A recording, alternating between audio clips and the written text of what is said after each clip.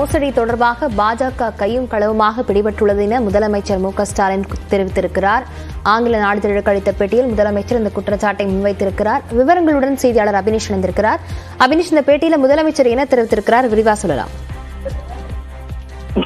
முதலமைச்சர் மு க ஸ்டாலின் தனியார் நாளிதழுக்கு அளித்த பேட்டியில அண்மையில் இந்த தேர்தல் பத்திரங்கள் தொடர்பான வந்திருக்கக்கூடிய கேள்விக்கு அவர் பதிலளித்திருக்கார். குறிப்பாக அதில் திமுகவும் தேர்தல் பத்திரங்கள்ல பணம் பெற்றிருக்கிறது என்ற கேள்விக்கு அவர் பதில் அளிக்கக்கூடிய நிலையில முதல் தேர்தலிலிருந்து, அதாவது 1967ஆம் ஆண்டு முதல் தேர்தலிலிருந்தே திமுக தேர்தல் நிதி திரட்டி வருவதாகவும், அப்போது அண்ணா தேர்தல் நிதிக்காக இலக்காக 10 லட்சம் ரூபாய் நிர்ணயித்தார்.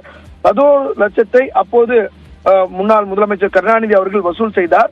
அப்படி வசூல் செய்த நிதியை முறையாக தணிக்கை செய்வது, திமுகவினரின் நிதி வசூலிப்பது என்பது தொடர்ந்து வழக்கம். எப்போதுமே நிதி வசூலித்தால் அதை முறையாக தணிக்கை செய்தே அது கட்சி நிதிக்குள் சேர்க்கப்படும் எனவும், அதே வெளிப்படைத்தன்மையில் முறையில்தான் தேர்தல் பத்திரங்கள் மூலமும் நிதி சேகரித்துள்ளோம் அப்படிங்கிறதையும் முதலமைச்சர் குறிப்பிட்டிருக்கிறார்.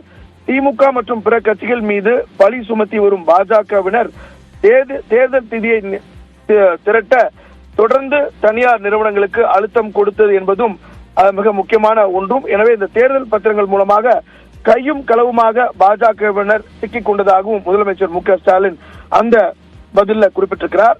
மேலும் இடி, சிபிஐ, அதே போல ஐடி ஆகிய நிறுவனங்கள் ஆகிய ஏஜென்சிகள் மூலமாக பாஜக அல்லாத ஆளும் மாநிலங்களில் பாஜக எதிர்க்கும் அரசியல் கட்சிகளை இலக்காக கொண்டது என்பதும் அனைவருக்கும் தெரியும் எனவும் அவர் குற்றச்சாட்டை முன்வைத்திருக்கிறார்.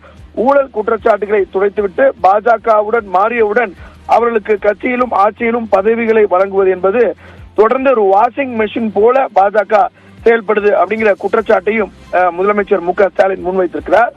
இடி விசாரணைக்கு உட்படுத்தப்பட்ட பல நிறுவனங்களை சோதனைகள் நடந்த சில நாட்களிலேயே பாஜகவிற்கு தாளமாக நன்கொடை அளித்ததையும் இந்த தேர்தல் பத்திரங்கள் மூலமாக வெளிப்படையாக தெரிந்திருக்கிறது எனவும், இதன் மூலமாக பாஜகவின் முகமூடி கிழிக்கப்பட்டுள்ளதாகவும் முதலமைச்சர் அந்த பதில குறிப்பிட்டிருக்கிறார்.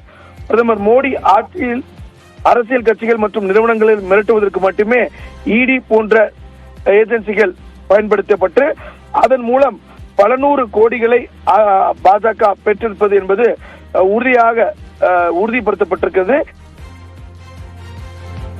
விவரங்களுக்கு நன்றி அபினேஷ்.